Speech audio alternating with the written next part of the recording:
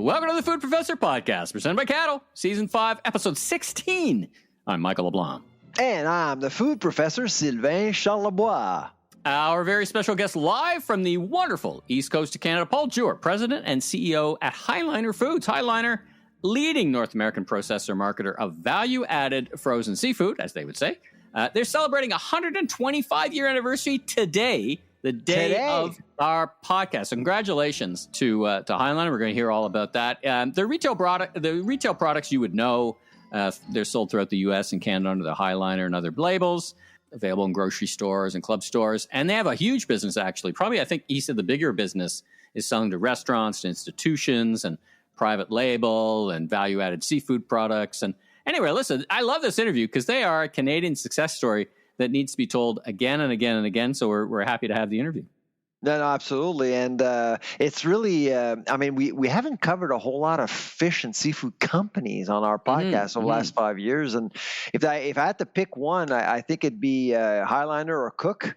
So I was happy that Highliner was able to join us. And really, what a coincidence. We're releasing the episode on the exact day the company turns 125.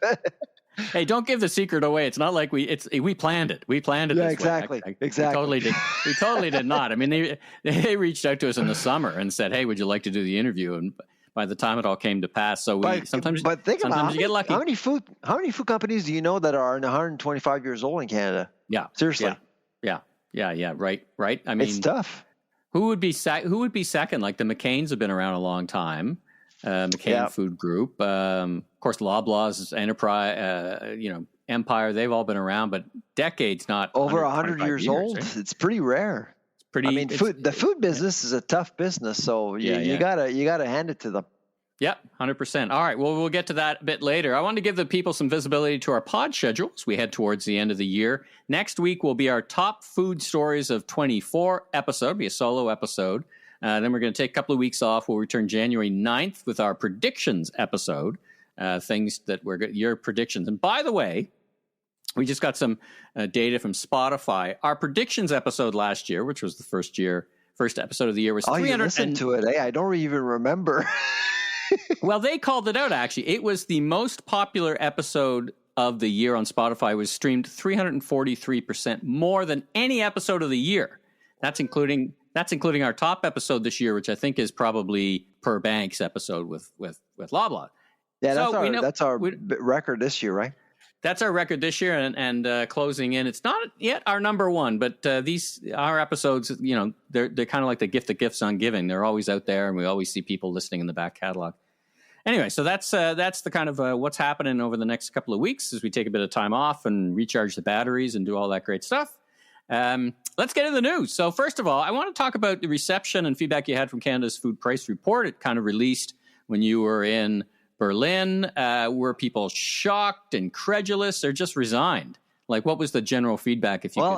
First of all, it was the first time ever that I actually released the report when I'm not in the country. And I'll be honest with you, that day was crazy. An interview every 15 minutes for the whole day.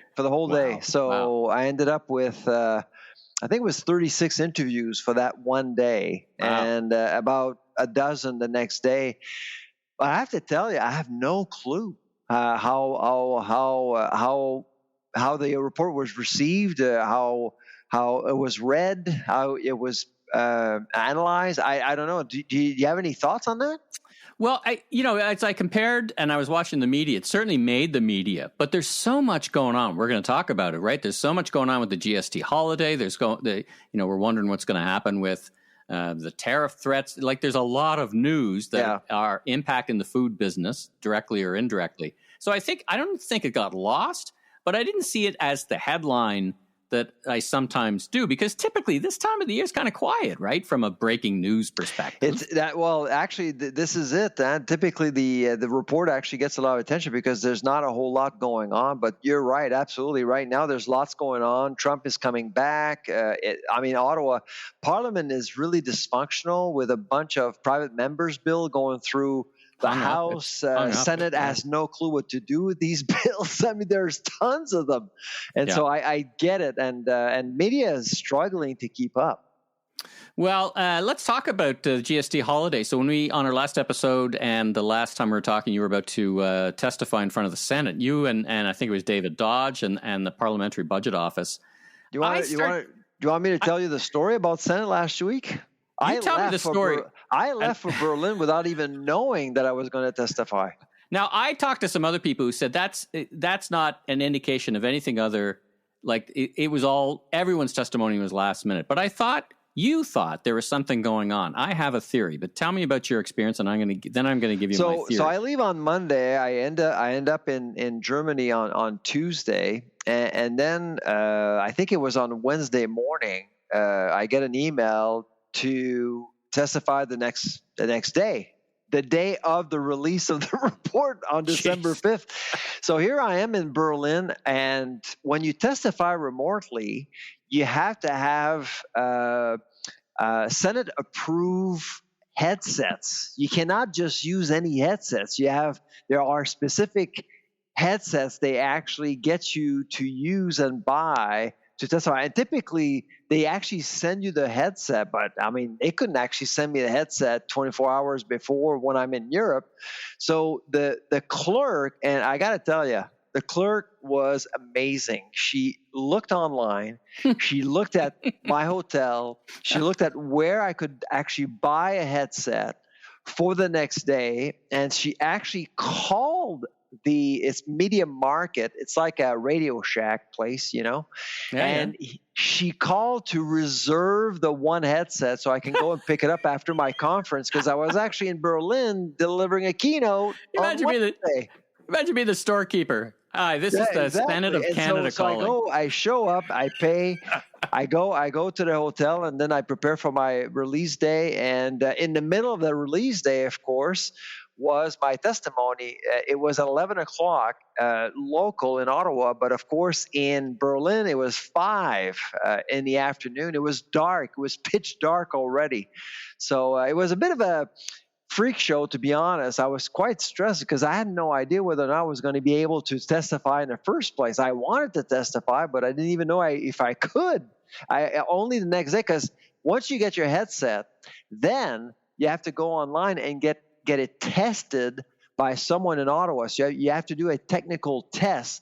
And once you do that, it gets approved, and the clerk gets a note saying the person actually has an approved headset, and the test is done. And I did that 15 minutes before my testimony.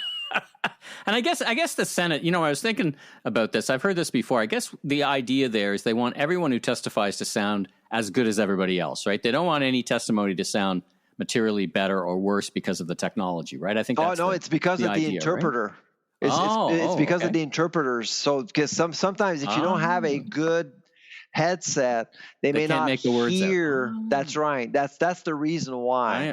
I did not. So how did the testimony go? How did you testify? And what are you listening? Now during that process, are you able, not being in person, are you able to listen to other testimony? No, absolutely. It's like you're in the room, but the problem, you're not in the room. And to be honest, testimonies are much better when you're there. Sure, so it was so David Dodge, the former governor of the Bank of Canada, was actually physically there, and I was actually in Berlin. So obviously, the challenge when you're not there physically is that the committee tends to forget about you a little bit because you're just on screen, right? And David Dodge, well, he was able to comment on anything. I mean, and he commands a room, that fella too. He's got that voice and very distinctive. And of course, as a former Bank of Canada guy, Yeah, no, he's great, and frankly, him and I, we were on the same page about this holiday. I mean, we didn't agree with we both felt it was just bad fiscal policy. I mean, that's the bottom line. But I could only comment on food. And food is a very small portion of the economy. David Dodge was able to comment on anything. Sure. And so that's the big difference. But there was one time I actually went into a bit of a debate with David Dodge because and you know this, I actually feel very strongly about the fact that we should be taxing food at all, retail. I don't think we should be taxing food at all. Mm-hmm. But he disagreed. He said he disagreed, but he never actually said why. He just said he disagreed. So my theory, and I guess this is coming out I want to hear that one. Well, the theory is the call's coming from inside the House. It's the finance department trying to kill the bill because the PMO fostered it upon them. I mean, this is where this whole Vibe session nonsense came from, which is just the most ridiculous thing. We talked about it last time. But I think that the struggle is inside. You know, the finance department doesn't want to do this, and the PMO wants it. They thought it was a vote winner. Guess what? It's not. The polls are out. The Canadians don't like the polls are terrible. The polls, it didn't help the government. In fact, the government went down. I don't think we've seen the floor about how low the Liberals can go on the polls. So fail. I've been talking to retailers all week for a report, and oh my God, they're stressed out because A, it's not law yet. B, they're still like the arcania of the rules. Tomorrow, it's December 12th. It's not passed yet, right? It's not passed yet. And Senate has not approved the Bill C-78 yet. It's supposed to be the 14th, right? It's supposed to be the 14th. It's just a mess. It's just a mess. It's just a mess. Anyway. So that's your theory, eh? Yeah, and there's been some news reporting on it, but you got me thinking about it because you said, well, clearly somebody's trying to do something here. Is it a senator? I mean, there's fiscally minded people who think this isn't a good idea, and then it went through two readings at Senate, and all of a sudden, when they did the same thing with C-282 with supply management, right. It's exactly so. Yeah, exactly. And did you notice that the Fez is now coming out on Monday? The fiscal economic statement, the fall fiscal economic statement, is coming out on the 16th. Which kind of puts a fork in the Fez because it's billions of dollars they got to find that they probably weren't planning for. So anyway, I don't know any of this. I heard it's going to be bad on Monday.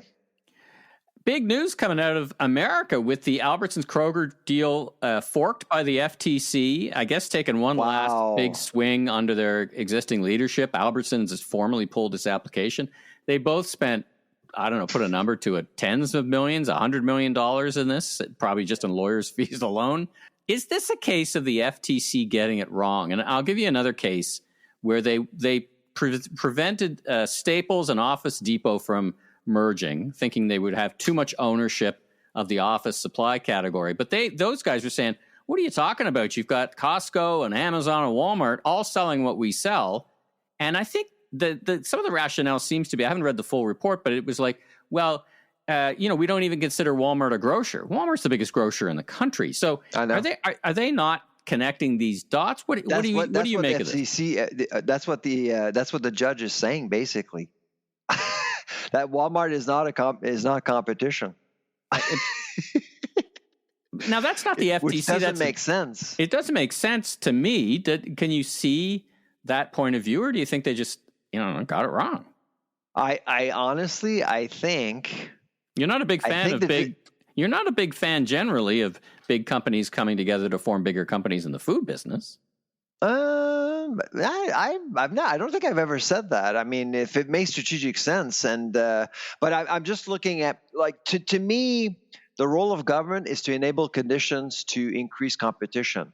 Companies can merge. I mean, if Kroger wants to merge with Albertsons to compete against Walmart or Amazon or Costco, that's their business. It's called strategy. But to me, a failed strategy will actually allow, let's say, for example, Albertsons and Kroger fails in their strategy. Well, someone else will come along. That's what competition is. So if they believe, it's like Couche-Tard buying 7-Eleven. If they believe it's the best for them, go for it. But I think that the decision that was made by the judge is irrelevant because there's someone coming into Washington in January, and his name is Donald Trump. And my guess is that he's going to create a very M&A friendly economy in the U.S. And so I don't think this is over. That's my feeling. Now, you've said, and I want to talk to you about this, because you've said in the past that too much consolidation isn't good in the market. You've talked about that in the Canadian market, that there's been a bit too much consolidation. But you now have changed your mind? Because this would be consolidation of the two top players, which, again, the judge argued that would not be good for consumers, that they would have more pricing power, too much pricing power. But you're fine with the strategy, but not the consolidation my in the market? concern with Canada in particular is not necessarily the consolidation part. It's how we haven't really looked into how these transactions have actually impacted consolidation or the industry at all. We've gone through major transaction and nobody said a word, nothing. And so at the end of the day, let's say, for example, Loblaw buys Shoppers in 2013. And there is a debate, and there's lots of some consultations, and people are actually allowed to express their point of views, and they still go ahead with the acquisition. Fine, but in 2013, I mean, you were around. Crickets. Yeah. Nobody cared. Nobody cared. And now today we're basically claiming there's not enough competition. Well, listen, and by the way, Loblaw reacted to the American invasion of Costco and Walmart. That's why it's big now. Metro did the same with A&P, and of course, Sobeys also did the same. And so let's keep it real here. So it's not about the outcome; it's about the process, in my view. If you actually keep people honest, but they still go ahead with the acquisition, I'm fine with that. I'm absolutely fine with that. What about you? No, I agree. I'm not sure I buy into the rationale that the judge put forward. Because I think it smacks, as I said. I agree with you. I agree. It's 100%. Yeah. But it went through the ringer. They went through the ringer. I mean, they preemptively offered to sell 300-400 stores. I mean, they thought they had a good chance. So I'm surprised Albertson has pulled the deal and wouldn't, as you say, kind of put it on idle until the Trump administration comes in. I guess you could start anything over again. I mean, nothing's stopping him from starting everything over again. So I guess we'll keep an eye on that for 2025. I must say, I mean, I do think that Trump will absolutely create a M&A friendly environment in the U.S. And so I don't think, I suspect that lawyers advising both Kroger and Albertsons are saying, you know what, just wait it out. We'll see how it goes. Interesting. All right. Well, listen, let's take a break from the news. Let's hear from our friends at Cattle first about their great offerings. And thanks to Cattle for all their support this year. Absolutely. And let's get to our great interview after that with Paul from Highliner. And then we're going to stick with the U.S. a little bit. We're going to talk about TNT success into America and what Canada can do to either respond or adapt to a new trade reality in 2025. Got something I want to talk to you about what we can do within our four walls. But first, let's hear from Cattle and then our interview with Paul. Does your digital customer engagement strategy need a serious upgrade? Enter Cattle, Canada's consumer insights powerhouse with the largest, most active panel of everyday shoppers. They're not your typical sponsor. They're the voice of the consumer, always in the know on the hottest trends and shaping what's next. So why Cattle? They go beyond consumer insights. They're trailblazing the future of ratings and reviews and leading the charge in user-generated content. With unmatched syndicated receipt data and the ability to gather reviews across any category, Cattle partners with giants like Walmart, Canadian Tire to deliver results that count. Visit askcattle.com now for an exclusive The Food Professor podcast listener discount on your first review or research campaign today. That's askcattle.com. Paul, welcome to The Food Professor podcast. How are you doing this morning? I'm doing great, Michael. Thanks for having me. Where are Sylvain and I finding you? I think just off mic, we were saying if it wasn't for me, you guys could be doing this in person. You're in Halifax. I can almost hear Paul without the mic. That's right. Yeah, I am in our Halifax office today, which is where I try to spend most of my time. But as you can imagine, I spend a lot of time on the road as well. Yeah, I'd imagine. Actually, this, the little bit of tradecraft, we booked this meeting several months ago. So thank you very much for being patient with us and helping us to find a date. We're really excited to have this conversation. Why don't we start? Let's talk a little bit about you. Who are you, and what's your background, and what do you do for a living? Yeah, sure. So I have the pleasure of being CEO of Highliner Foods. I've been in this role almost a year now, but have been at Highliner for almost 11 years. I was CFO prior to stepping into the CEO role.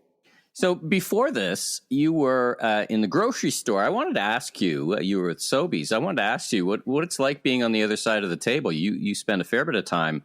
You spend a tremendous amount of time in the trade, but now you stepped on the other side of the table for a bunch of years. What's that like? Do you think it makes a better vendor-retailer relationship? Yeah, I think my experience at Sobeys for sure helped me transition into onto the other side of the table, as you said, here at Highliner. I was at Sobeys 11 years, finished up at Sobeys as CFO. And of course, Canadian retail is still it's a small but very important part of our business. But it's been wonderful to have been in food now for almost 20 years of my career. And, it's interesting. My experience with Highliner goes back even further than that. When I started my career at EY, Highliner was one of my first clients. So it's amazing to come full circle and be CEO here today. I was thinking about the brand. I can't imagine a better known brand in a grocery store. Not many achieve your level, let alone in the seafood section. But that doesn't mean everybody knows who you are as a company. Talk about the scope and scale of the business. You're a great Canadian business led out of Atlantic provinces, out of Halifax. But tell us more about the scope and what takes you on the road so often. Yeah, sure. So thanks for the comment on the brand. And it is something we're very proud of, the strength of our Highliner brand, particularly in Canadian retail. Although what most people don't recognize is how important the brand is in food service as well. While you may not see it on menus, it certainly matters to folks that are doing the buying across food service. And Canadian retail now is actually our smallest business. Our food service business overall is much larger. Really? So food service is about almost 75% of our business. And Canada's only about 30% of our business today. The US is 70% of our business. So while most people know us for our Canadian retail brand, the company is certainly much broader and larger than that. And what kind of, when you talk percentages, what size of the business is? What are we talking about in terms of dollar trade, if you can say or comment on that? Yeah, sure. So we're just over $1 billion US in revenue. And again, all in North America, but 70% in the US. But your trade is in North America, but you do source globally, right? I was on your site and looking. You had initiatives that connected to the UN, so you must source around the world, right? Both. Now, do you have your own fleet and you do sourcing? Talk about that a little bit.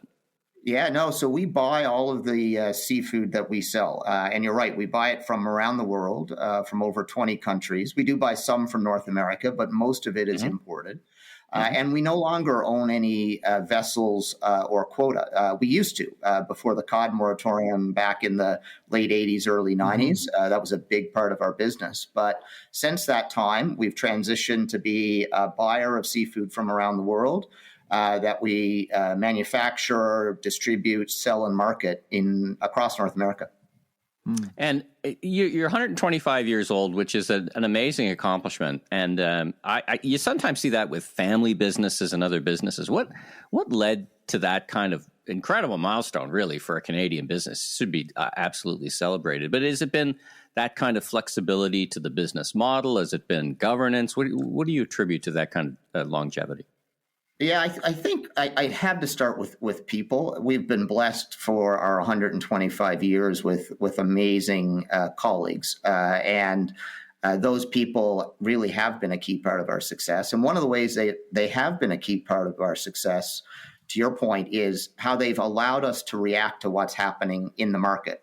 And I think the best example we just spoke to, which is when your supply disappears because of a cod moratorium, then you've got to think differently about your business. And we've done that time and time again. We did that more recently through COVID and post-COVID supply chain disruptions as we saw our business change quite significantly. But it comes back to our people giving us the resiliency that we need to last over that long period of time.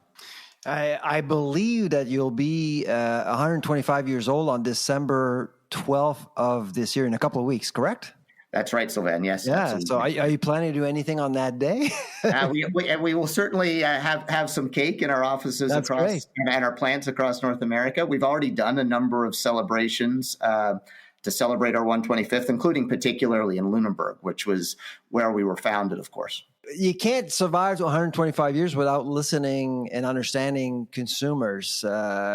Consumers do change. I mean, they have preferences and styles and trends do shift over the years. How have you kept up with the consumer, aiming at your different markets, how have you been able to remain relevant throughout 125 years?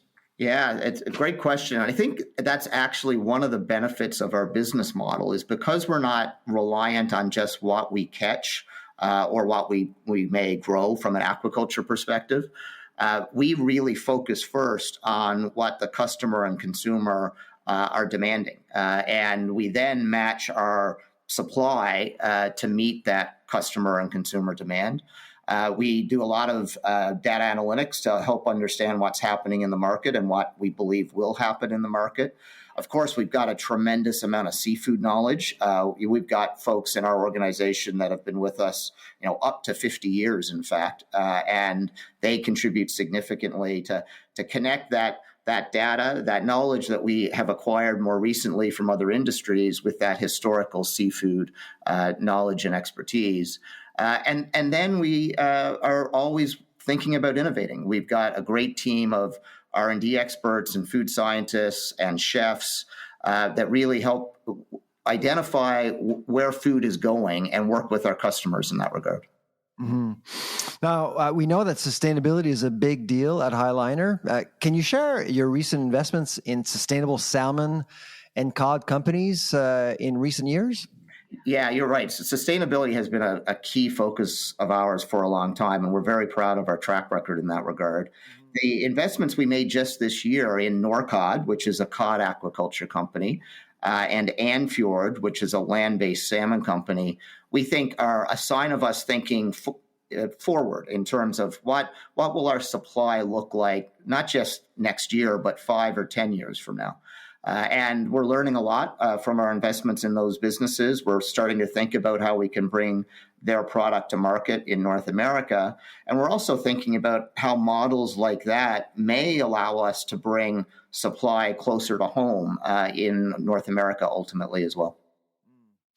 Now, seafood demand seafood consumption is up the last couple of years, up 8% since 2021. Can you explain why there's growth in that category, and is your company actually taking advantage of that growth? Yeah, absolutely. I think one of the things that is wonderful about seafood as a category is people know they should eat more of it. And what we're really working to do is to help them do that. It is underconsumed in North America compared to most other parts of the world. People know it's good for them and their health. But the reality is it's also good for the planet. As you've talked about, it is one of the most sustainable protein options that are out there. So we're spending a lot of time helping customers and consumers understand that. We're spending a lot of time making seafood for them through the value adding that we do. That makes it easier for them to consume, to be more convenient, and to deliver the value that they're looking for. Paul, let's talk about responsibility that you have and you feel and how you run your organization. I mean, and how you think about things like externalities. So we've talked about on the podcast, Sylvain and I, many times, the challenges in the global seafood market with some frankly bad actors who are sourcing and using all the way up to horrible employment standards, and we've seen all kinds of bad actors. Now, you obviously have a code of conduct in this sourcing. You approach it in such a way that you try to ferret out that. And we also want to talk about aquaculture, which in this country is under a bit of pressure from the federal government on the West Coast. So pulling all that together, when this responsibly sourced seafood idea, how do you bring that to life, and what are the challenges and opportunities that you experience on a day-to-day basis sourcing the food for North Americans? Yeah, absolutely. No question, international supply can be a challenge. I think one of the things that really helps us bring our responsible sourcing strategy to life is the fact that we used to be the provider of the resource. So we understand fishing very well. We understand what it takes to manage a fishery sustainably. We've invested for years in fisheries improvement projects around the world to help fisheries become more sustainable. And then as we shifted to be a buyer of seafood, we took that knowledge and expertise and took it international. And so we have people based in Canada that spend a lot of time internationally helping us find the right suppliers. And we focus on a very small group of high quality suppliers that we know very, very well. In many cases, folks we've been buying from for over 30 years. And we have some staff internationally where some of the seafood is procured, but also where the seafood in many cases is being primarily processed. And that helps us ensure that our suppliers live up to that code of conduct you referred to, that we really challenge them to live up to. And of course, we also rely on third-party certification organizations, which we support to make sure that we have help in ensuring that our suppliers across our supply chain are doing the right thing. Yeah, you do. And I've got a bit of experience in this on the apparel side. You really do need boots on the ground, so to speak, right? To walk those plants, to live with these people that are suppliers, to really understand what and where your product's coming from. Would you agree? I mean, do you think you got the blend right? Would you put more investment in that side of, Highliner employees? And what's that perfect mix? You think you've got that right between outsourced supply of folks who inspect and your own people? Yeah, we think right now we do have the right investment to support our responsible sourcing goals, but it is something we constantly challenge ourselves on. Are there ways that we can do this better? Are there others that can help us do it better? And over the long term, we are thinking about how can you nearshore more of what's happening internationally? With improvements in technology, we continue to evaluate, can we do some of the primary processing again in North America? With investments in sustainable aquaculture, as we've talked about, could we move some of the supply closer to North America? And even in some wild-caught fisheries, we're continuously evaluating, can we get more of the raw material from North America, including, looking at the developing, cod quota in Newfoundland as a potential, close to home source of supply. And I don't want to put you on the spots as much, but when we think about, and we've had a couple of episodes on salmon farming, and one of the assessments, I think, and I might here speak for Sylvain because we reach the same conclusion, is that industry is suffering from sins of the past. And you mentioned technology. Are you optimistic about how the technology can help improve? I know the Norwegian countries are doing amazing work, but it does feel like it needs a bit of marketing or policy work in this country. Yeah, I think technology can certainly help aquaculture as we look forward. It's one of the reasons that we're investing in companies we think that do it well. I think you're right. There's work we all need to do to help people understand that responsible aquaculture can be done sustainably and can produce wonderful products for customers and consumers. And with the reality that even though we've done all the work on sustainability in wild-caught fisheries, that means they're sustainable. It doesn't mean they're going to grow. And so as consumer demand for seafood around the world continues to grow, aquaculture is going to have to be part of the solution to meet that growing demand. And we think when it's done well in certified areas with the right support of technology and good management and governance and oversight, that aquaculture will be part of the solution. And we're seeing it as a growing part of our mix as well. Probably a necessary part, right? I mean, Sylvain, you and I have talked about this. We can't imagine both from the amount of protein and also just the cost. We just can't imagine a world without it. So last question for me, and then I'll pass the mic back to Sylvain. Sylvain and I did a survey with cattle about connecting buying at the grocery store with sustainability and what people consumers will be willing to pay and how much they roundabout way of how much they trust claims around sustainability. How do you think about that? How do you translate things like code of conduct and all the work you do into that percentage that whether it's food service or on the shelf that moves product and just reflects the effort and also reflects the value that you're trying to bring consumers? Right. And I think for us, because we're more of a B2B than a B2C model, it importantly starts with the work we do to help our customers understand how our practices, in some cases, are different than others that they may be considering buying from. And to give some of our customers credit, they set their own strong standards when it comes to sustainability as well. And then working with them to help get that message out to the consumer and to help the consumer understand that they have a choice to make. And if they're willing to make that choice for certified sustainable product, it may cost more, but it's something they're willing to pay for. In other cases, there are some customers that value is just so important. So the same kind of sustainability claims and standards, may not mean as much to them as consumers. But that's one of the strengths of our supply chain is we're able to cross all spectrums of consumer demand and meet their need with what it is they're looking for, whether that is the absolute highest quality, most sustainable product at what may be a higher price, but that's still of value to them as a consumer, or in other cases, a more discounted product, in our case, still sustainably sourced because it's who we are as a company, but perhaps not as promoted as heavily because it meets their need for value. A couple of last questions for you, Paul. You've been at High Liner for more than a decade now, a CEO for almost a year. What are some of the most significant challenges you've faced you weren't expecting, and how those challenges have actually impacted your strategy over the last decade or so? Yeah, you know what? I wouldn't say that there's a challenge that I would highlight that was unexpected. I think the challenge is the ongoing challenge of what we do in seafood. And interestingly enough, first and foremost, I would say it's on the demand side.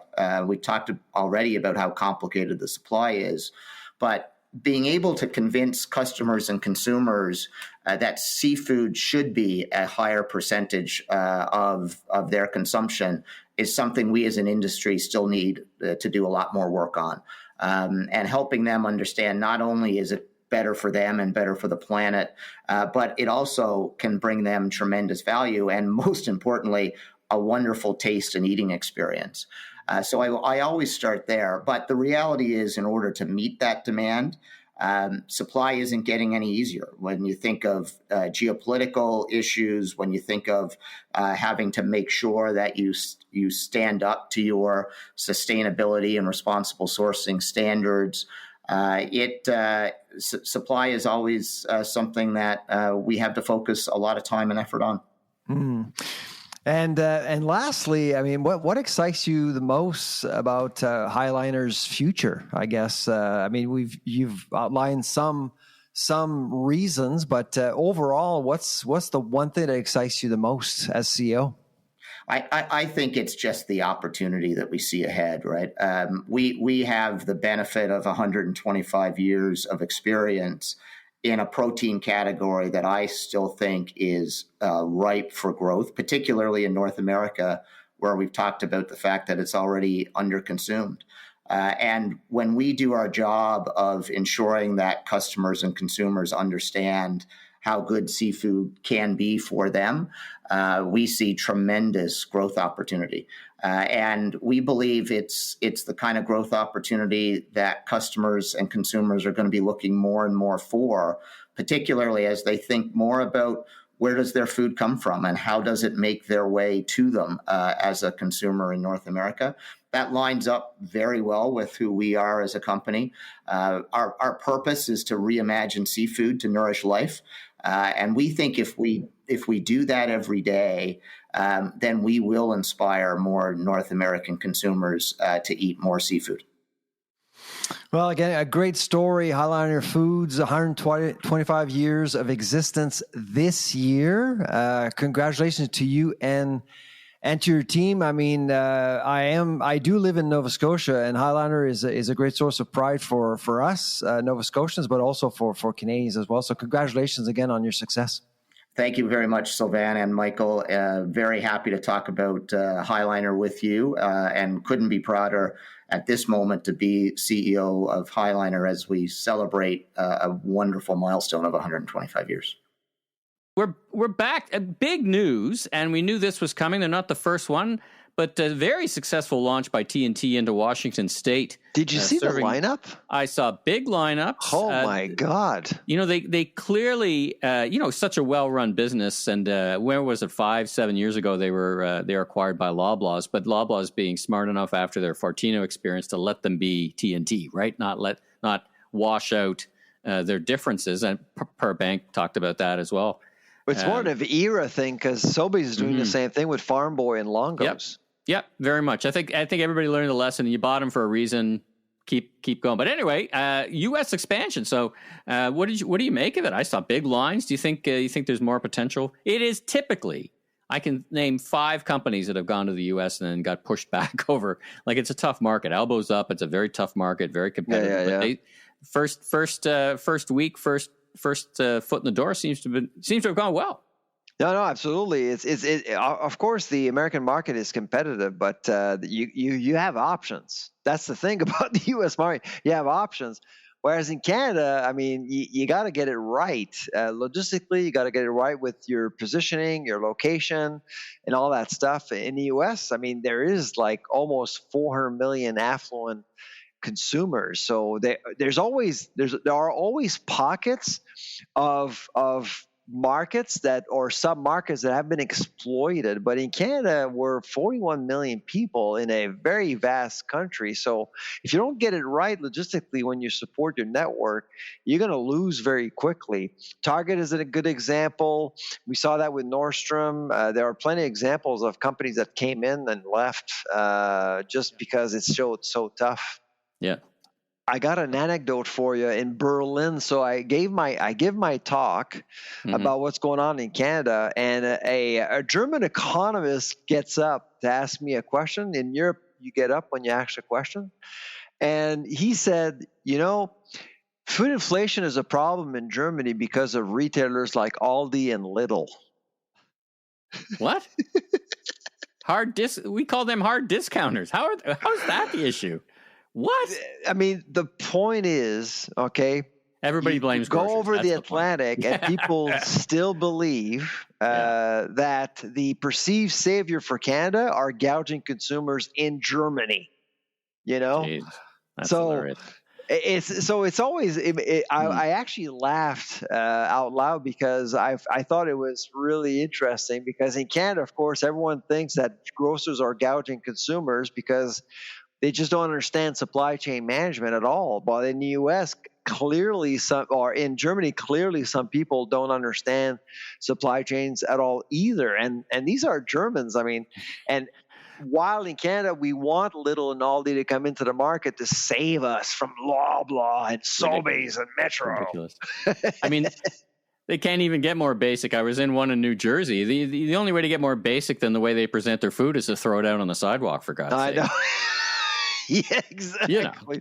Like if you ever been in one, they're hard discounters. Well, you have oranges right next to like some cleaning detergent or something. I was looking at the case of no name bean. Anyway, we go on. But if this is what we're talking about. Anyway, congratulations to T&T. I think they win because their specialty really. I think they're planning to open up a new store in California in the next 6 months. I think there's a big market for them to exploit that they've seen isn't being serviced in the United States, and they got the experience.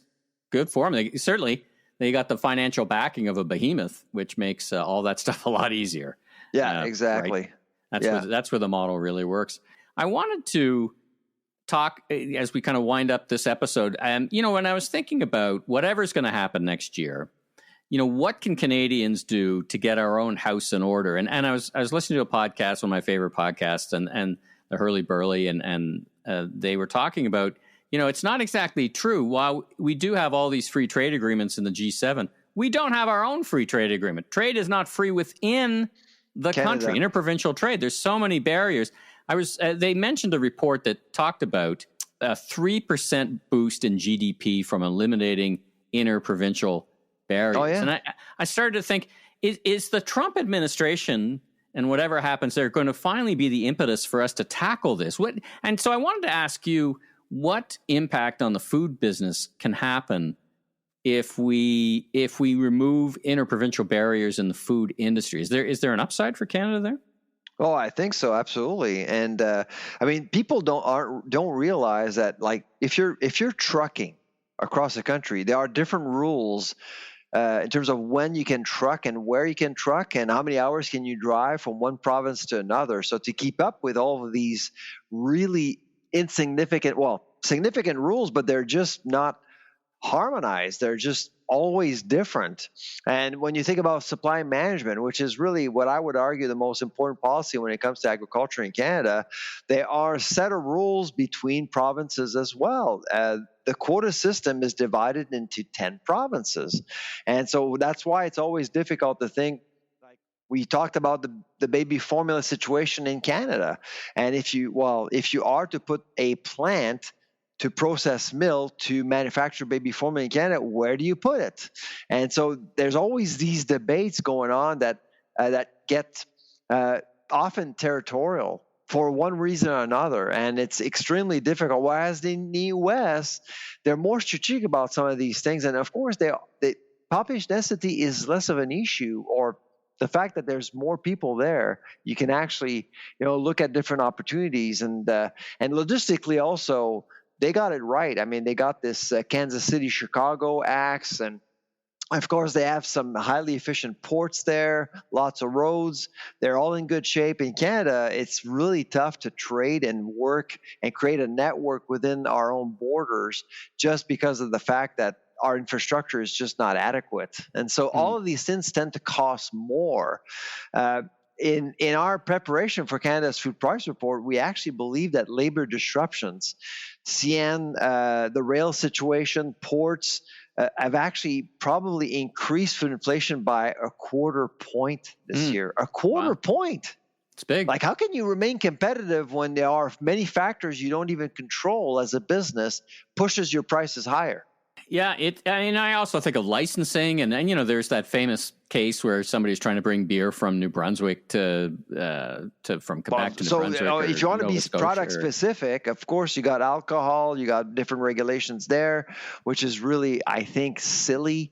There are all sorts of rules, and it's always like it seems to be this bit of a war against each other, saying, well, we're better than you. Like, we're a better province than you because we're more moral. We have better food than you do. Oh, I'm not going to eat your stuff in Ontario because I'm from Quebec. I mean, this is just silly stuff. In the U.S., they actually see it as an advantage to be different. And if you're in Wisconsin, you make cheese, good cheese for the rest of America. That's how it's done, right? Yeah. Well, that's good discussion. I was just thinking more and more about this. How do we get our own house in order? And maybe this is the call to action, kind of like in some ways the COVID era was the call to action to fix some things that had been long unfixed or broken. Look at the code of conduct. I mean, the grocer code of conduct, the process behind the grocer tells you exactly how wrong our system is. Because, of course, it's up to provinces to regulate competitive rules, but you needed leadership from the federal government. So it took a long time before things worked out together. But still today, I would say that right now we do have provinces that are really not very comfortable with the grocer conduct approach. And I'm thinking about out west, for example. I don't think, because they see this as communism, which is not, but there's not a whole lot of consensus amongst provinces when it comes to supporting the code of conduct. I would say Quebec and BC are really on top of the list, but further down, I wouldn't say that Ontario is really on par or on board with the grocer conduct from a principles perspective. Interesting. Well, my belief, my forecast is that's going to be maybe one of the top stories of the year. But let's see, knowing the grocer code of conduct. If I had a nickel to bet, I think that's going to be one of the one of the top stories of 24. I know it sucked up a lot of oxygen and time for a lot of people. So I got to tell you though, before I release the top 10, there are some very newsworthy issues that were never reported on. And I'm not going to add them. I may actually have an extra list of things that should have been in the top 10, but it never actually got the attention it deserved. Well, and you will hear it here on this episode. These things will not be released into the public domain until you listen to us, because it's going to be released exclusively first on the Food Professor podcast. And speaking of which, that's a wrap on this episode. Thanks, everybody, for tuning in. I'm Michael LeBlanc, media entrepreneur, keynote speaker, bunch of other things. And you are? I am the Food Professor Sylvain Charlebois. Safe travels, everybody. Take care.